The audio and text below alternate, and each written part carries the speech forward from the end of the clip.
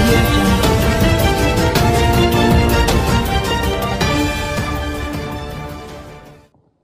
మా ఉత్తరాంధ్ర అభివృద్ధి వేదిక చైర్మన్ ప్రొఫెసర్ కేవీ రమణ గారు, ప్రొఫెసర్ కేఎస్ శర్మ గారు, పవన్ కళ్యాణ్ గారు, మిత్రులందరికీ నమస్కారం. చాలామంది చాలా విషయాలు చెప్పారు. నేను ప్రధానంగా మన ప్రాంత అభివృద్ధికి ఏమిటి ఒక ప్రణాళిక ఉండాలి అనేటువంటి విషయాన్ని మీ దృష్టికి తీసుకొస్తాను. మీ దృష్టి అంటే పవన్ కళ్యాణ్ గారి దృష్టి కూడా ఆటోమేటిక్గాను. అయితే మనకు తెలుసును, చరిత్ర నిర్మాతలు ఎప్పుడూ ప్రజలే, నాయకులు కాదు.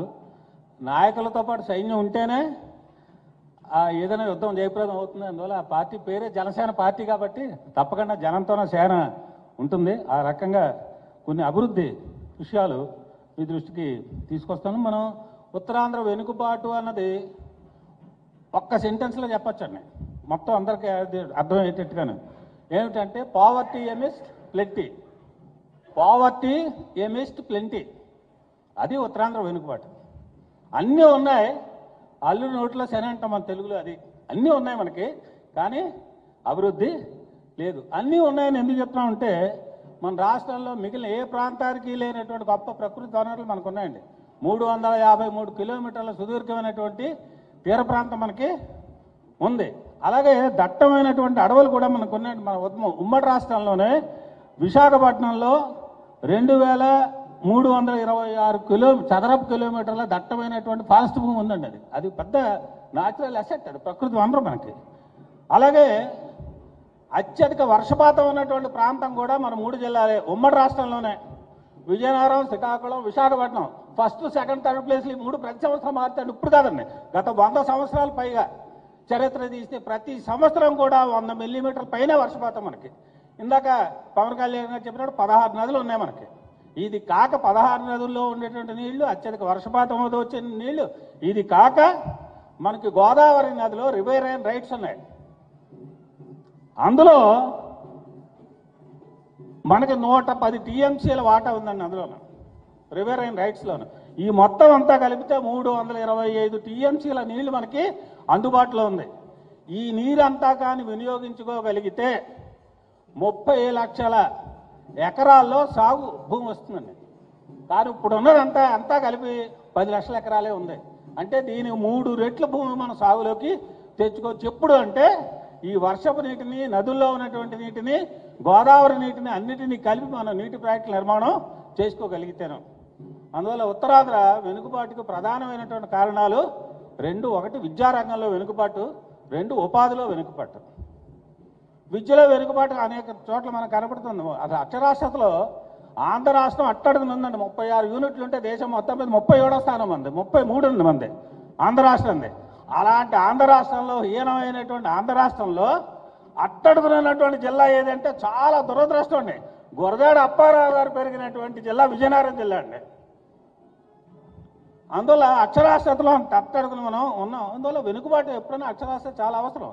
అందువల్ల వెనుకబాటు అందులో కనపడుతుంది. 2వది ఉపాధి అవకాశాలు లేక, ఉపాధి లేకే మన ప్రాంతాల్లో ఉన్నటువంటి పొట్టజాతి పట్టుకుని మ్యాక్సర్ చెప్పారు కదా, సింగపూరుడు అప్పటి నుంచి అలాగే వెళ్ళిపోతున్నారు. పాత చరిత్ర వదిలేండి, స్వాతంత్రం వచ్చిన తర్వాత మన సొంత పాలకులు మనం ఏలుతున్నప్పుడు అప్పుడైనా అభివృద్ధి సాధించాలి కదా. కానీ ఎందుకు ఈ వెనుకబాటు కొనసాగుతుంది? కొనసాగడం కాదు, పెరుగుతుంది కూడానండి. ఎందువల్ల పెరుగుతుందంటే పాలకుల యొక్క నిర్లక్ష్యం తప్పింది ఇంకో కారణమే కాదు. సింగిల్ రీజన్ అండి, పాలకుల యొక్క నిర్లక్ష్యం. అదే పార్టీ ఈ పార్టీ అని కాదు. ఎందుకంటే మన రాష్ట్రాన్ని చాలా పార్టీలు పరిపాలించాయి స్వాతంత్రం వచ్చిన తర్వాత. అందరూ కారణమే దీనికి, నిర్లక్ష్యం, పాలకుల నిర్లక్ష్యం. ఆ నిర్లక్ష్యం మాత్రం వదలాలి. కావాల్సినటువంటి మన అడ్రస్ కొన్ని ఇష్యూస్ ఉన్నాయి, డెవలప్మెంటల్ ఇష్యూస్ ఉన్నాయి. మన ప్రాంతం ఎదుర్కొంటున్నటువంటి కొన్ని ప్రధానమైనటువంటి సమస్యలు కూడా ఉన్నాయి. ఆ ఇష్యూస్ అన్నీ కూడా అడ్రస్ చేయవలసినటువంటి అవసరం ఉంది. అందులో సమస్యల్లో కొన్ని ఉన్నాయి, ఆల్రెడీ కొన్ని మనం తీసుకున్న. ఉదాహరణకి పరిశ్రమలు మూసివేసుకోవడం ఇంతగా చెప్పారు, అదొక సమస్య మనకి. అగ్రోబేస్డ్ ఇండస్ట్రీస్ అన్నీ మూతపడిపోతున్నాయి. జూటు, షుగరు ఇట్లాంటివన్నీ మూతపడిపోతున్నాయి. అగ్రోబేస్డ్ ఇండస్ట్రీస్ అన్నీ మూతపడిపోతున్నాయి. అది తెరిపించకుండా మనకి ఉపాధి ఎక్కడి నుంచి పెరుగుతుంది? మనకి చెప్పారు ఎన్నికల ముందు ఉపాధి కల్పిస్తాం, ఇంటికో ఉద్యోగం ఇస్తామని. ఇంటికో ఉద్యోగం కూడా కాదండి, దాదాపు ఇంటికో ఉద్యోగం పోయాయి కాలంలో. అందువల్ల ఉపాధి అన్నది పెద్ద సమస్య కింద ఉంది. అలాగే మనకి ఈ మాత్రమేనా ఉత్తరాంధ్ర అన్నది చరిత్ర పుటల్లో ఉంది, ఇంకా ప్రజలందరూ గుర్తిస్తున్నారంటే కారణం విశాఖపట్నం నగరం అండి. ఈ నగరానికి ఇంత అభివృద్ధి, ఇంత గుర్తింపు రావడానికి ప్రధానమైనటువంటి కారణం విశాఖపట్నంలో ఉన్నటువంటి పబ్లిక్ సెక్టర్. ఆ పబ్లిక్ సెక్టార్నే ఈరోజు ప్రైవేటైజ్ చేయడానికి, బలహీనపరచడానికి చాలా పెద్ద ఎత్తున ప్రయత్నాలు జరుగుతుంది. విశాఖపట్నం స్టీల్ ప్లాంట్ గన్లు ఇవ్వట్లేదు, డిజిన్వెస్ట్మెంట్, అలాగే డీసీఏ ప్రైవేటైజేషన్. ఇప్పుడు పోర్టు కోసం చెప్పారు. పోర్టు ఇప్పుడు పేరుకే పబ్లిక్ సెక్టార్ అండి, బోర్డే విశాఖపట్నం పోర్ట్ ట్రస్ట్ ఏ పబ్లిక్ సెక్టార్ అండర్టేకింగ్. కానీ అందులో ఉన్న బెర్త్లన్నీ ప్రైవేటైజ్ అయిపోయాయి. అంబానీలు, అదానీలు ఓవర్ హ్యాండ్లింగ్ ప్లాంట్ అదానీ తీసుకున్నారండి. ఇప్పుడు అందులో పూర్తిగా పోర్ట్ అనేది ప్రైవేటైజ్ చేసుకుని అందులో పబ్లిక్ సెక్టారు బలపడకుండా, ఇదో డెవలప్మెంటల్ ఎజెండా అండి మనకి. పబ్లిక్ సెక్టర్ బలపడకుండా ఉత్తరాంధ్ర వెనుకబాటు అనేది పోదు. అందువల్ల దాన్ని స్ట్రెంథెన్ చేయాలి. అలాగే వైద్యం సంబంధించిందాక చెప్పారు ఉద్దానం. అలాగే మన అందరికీ తెలిసిన ఆయన కూడా రిటర్న్ అయ్యారు, దానికి చాలా మంచి కృషి చేశారు. విచిత్రం ఏంటంటే ఆయన వెళ్ళినప్పుడల్లా మళ్ళీ ఎజెండాలోకి వస్తుందండి అది. ఆయన వచ్చేసిన తర్వాత మళ్ళీ మర్చిపోతున్నారు. ఇప్పటికొచ్చి ఏమీ ప్రభుత్వం చేయలేదు. తిరిగి బుకాయింపు కూడాను, మేము అది చేసాం ఇది చేసామని. ఏం చేశారండి? ఉద్దానాన్ని నేను మళ్ళీ మొన్న వెళ్ళొచ్చాను, ఏమీ చేయలేదు. ఉద్దానాలు ప్రభుత్వం చెప్పిన ఒక్కటి కూడా అడ్రస్ చేయలేదు. అసలు ఎంత సిగ్గుపడవలసినటువంటి విషయం అండి. ఇంత ఆధునిక ప్రపంచంలో ఇంత టెక్నాలజీ అభివృద్ధి అయిందనుకున్న రోజుల్లో ఉద్దానం కిడ్నీ వ్యాధి గల కారణాలు కూడా ప్రభుత్వం తెలుసుకోలేకపోతుందంటే అంత సిగ్గండి అది. మనం నాగరిక సమాజం అంతా సిగ్గుపడాలి. అందువల్ల ఆ రకంగా దాన్ని అడ్రస్ ఇవ్వాల్సిన అవసరం ఉంది. అలాగే ఏజెన్సీ కోసం మన వాళ్ళందరూ కూడా చెప్పారు ఇది. అలాగే ఇప్పుడు డెవలప్ ఇవన్నీ ఇష్యూస్ ఇది. అలాగే మరి పెద్ద పెద్ద ల్యాండ్ ఇష్యూస్ కొన్ని ఉన్నాయండి మన విశాఖపట్నం నగరంలో కానీ ఉత్తరాంధ్రలో కానీ. ఇందాక చెప్పే ల్యాండ్ గ్రాబింగ్ ఎక్కువ అవుతుందని. మన ప్రజలకు చెందినటువంటి భూమిని కొన్ని మన ప్రభుత్వం లాగేసుకోవడం ఇతరత్ర కూడా జరుగుతుంది. మన గాజువా కెనాం భూముల సమస్య ఒకటి ఉంది. అలాగే మనకి సింహాచలం ఏరియాలో పంచగ్రామాలనే ఉన్నాయండి, 5 విలేజెస్ అది. ఆ పంచగ్రామాల భూ సమస్య ఒకటి ఉంది. ఆ వివరాలన్నీ ఇప్పుడు చెప్పలేము, కానీ ఇలాంటి సమస్యలన్నీ కూడా అడ్రస్ చేయాలి. అలాగే డెవలప్మెంటల్ ఇష్యూస్కి సంబంధించి, అభివృద్ధి కార్యక్రమాలకు సంబంధించి నీటి ప్రాజెక్టుల నిర్మాణం పూర్తి చేయాలండి. చాలా ప్రయారిటీ బేస్ మీద నీటి ప్రాజెక్టులకు సంబంధించి మనకి వంశధారలో మన వాటా 57.5 టీఎంసీల నీళ్లు. మన వంశధార ఇప్పుడు స్టేజ్ 1 ఉంది, దాని ప్రకారం వాడుకుంటున్నది 17 టీఎంసీల నీళ్ళండి.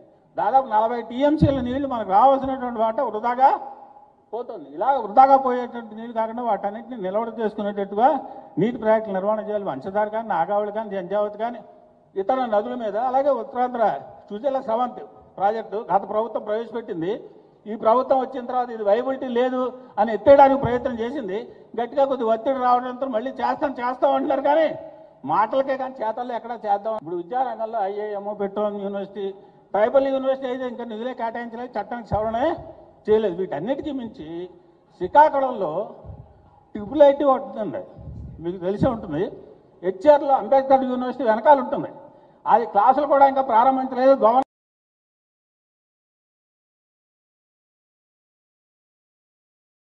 వెనకాల ఉంటుంది.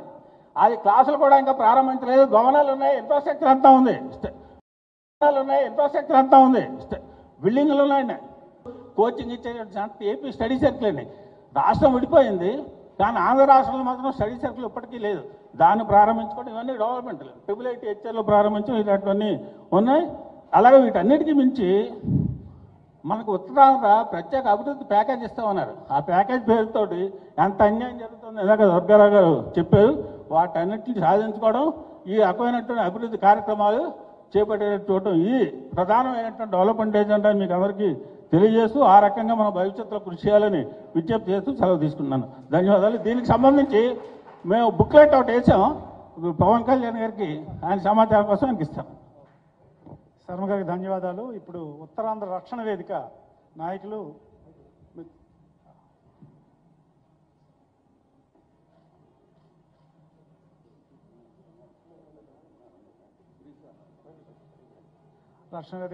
వీడియో నచ్చిందా? అయితే ఓ లైక్ వేసుకోండి, లేదంటే ఓ కామెంట్ చేయండి. ఎప్పటికప్పుడు మా వీడియోస్ చూడాలంటే సబ్స్క్రైబ్ చేసుకోండి.